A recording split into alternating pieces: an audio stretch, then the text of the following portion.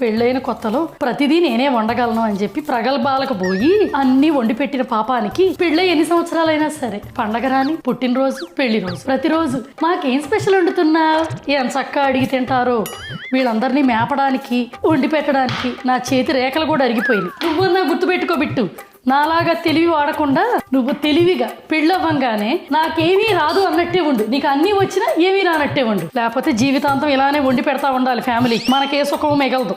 మమ్మ నాకు తెలివి చాలా ఉంది, నువ్వే చెప్పావా వచ్చిన రాదు అని చెప్పాలి, సెకండ్ టేబుల్ వస్తే థర్డ్ ఫోర్త్ అంటావు. అందుకేనా టేబుల్స్ వచ్చినా కూడా రావని చెప్పి ఒకటే టేబుల్ సంవత్సరం అంతా చదువుతున్నావా, తర్వాత మిగతా టేబుల్ చదివిస్తారని.